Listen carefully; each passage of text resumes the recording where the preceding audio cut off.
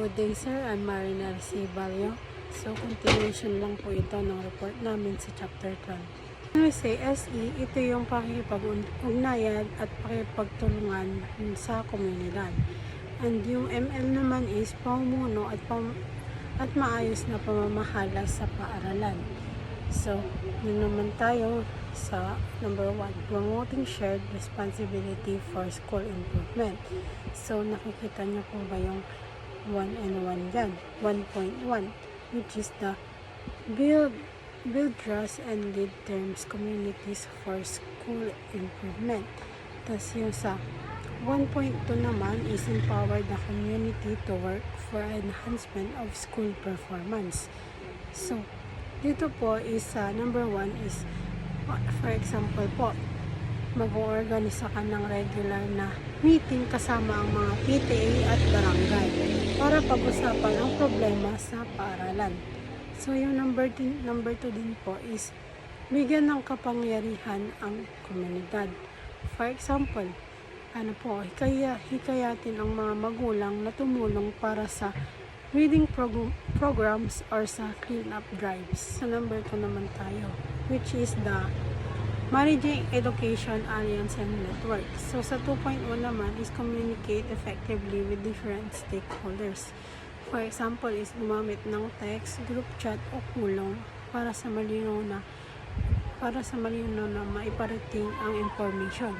So, sa 2.2 naman is facilitate school community partnership and activities. For example, makipag-partner ka sa NGO o sa local na nagnenegosyo para sa school supplies o feeding program. So, sa 2.3 naman is promote conscious building. So, for example, is pinagdesisyonan o pinagkasunduan ng guro o magulang at administrator. Sa 2.4 naman is manage conflict and practice negotiation skills. So, halimbawa, pag-resolve ng hindi pagkakaintindihan ng pagitan ng guro magulang sa mahinaong paraan. 3. Which is SE, sustaining collaborative relationship and stakeholders. So, sa 3.1 naman, support community-based programs and projects. Which is, halimbawa, brigada, eskwela, or outreach program. So, sa 3.2 naman is, halimbawa, binabahagi ng resulta ng NAT o school achievements sa magulang at sa komunidad. ML, Managing School Resource and System. So, dito naman tayo sa 1.1. Manage Financial Resources. Manage financial resources. For example, tamang pag-budget sa school funds. So, sa number 2 naman is manage learning environment.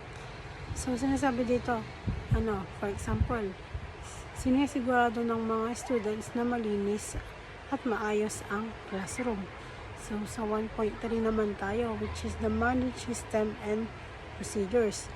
Na halimbawa, maayos yung pag-record or pag-keep ng school na policies. ML, Managing Staff Performance. So, sa 2.1 is manage schools personal requirements. So, halimbawa, mag-a-assign ka ng guro sa tamang subject. So, sa 2.2 naman, support professional development or staff. Halimbawa, training, seminars, workshop. And sa 2.3 naman is recognize staff performance. So, halimbawa, pagbibigay ng award o recognition sa guro. So, next naman po tayo sa number 6, ML, Managing and Sustainable School Programs and Projects. So, sa 3.1 is demonstrate program and project management skills. So, halimbawa, maayos na pagpaplano at pagpapatupad ng school projects.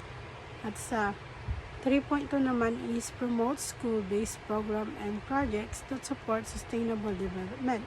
For example po, environmental projects tulad ng tree planting or waste segregation.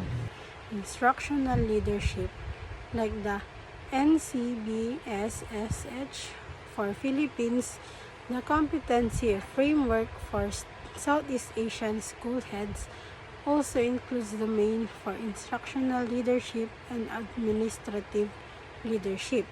So, ang instructional leadership daw po is tumutukoy sa kakayahan ng school head. Halimbawa, yung principal na pinapangunahan at pinagbubutihan ang pagproseso ng pagtuturo at pagkatuto sa paaralan. Layunin nito na masigurong mataas ang kalidad ng edukasyon natatanggap ng mga mag-aaral. So, the first one is the leading curriculum implementation and environment. So, dito po is, ito ay pamumuno at pagpapatupad at pagpapabuti ng curriculum. Like for example, pagre-review ng lesson plan ng guro at para pagrekomenda sa aktibong teaching strategies. So, yung number 2 po is creating a learner-centered environment. So, ito po ay paglikha ng kapaligiran sa nakatuon sa pangangailangan ng mag-aaral. For example po, yung paggamit po ng group activities, discussion, and interactive learning. So, number 3 po is supervising and evaluating teachers, which is ito ang pagsubaybay at pagtataya ng performance sa room. Like for example, classroom observation at pagbibigay ng suggestion kung paano nga pa mapapabuti ang pagtuturo. So, yung number 4 po is delivering planned learning outcomes. So, ito po ay pagtiyak o nakakamit na layunin sa pagtututo. For example po, paggamit po ng assessment, which is the quizzes and projects, para malaman kung saan nga ba inabot ang learning goals ng teacher. So, the last is administrative leadership. This includes strategic thinking and innovation. Domain 1, stakeholders engagement. Domain 4, managerial leadership. Domain 5 for the enabling competencies for each domain refers to the table above. Personal excellence for another domain. Domain 3 relates to the both instructional and administrative leadership. So, yung administrative leadership daw po is tumutukoy sa kakayahan ng school head, which is the principal, na pamahalaan at para patakbuhin ng paaralan ng maayos at makamit ang layunan nito. So, in domain 1, ito ay tungkol sa pagpaplano o pagbuo ng mga bagong idea para sa ikakaunlad ng paaralan. So, sa domain 4 naman po is ito po yung pakikipag-ugnayan sa iba't ibang tao na may kinalaman sa paaralan.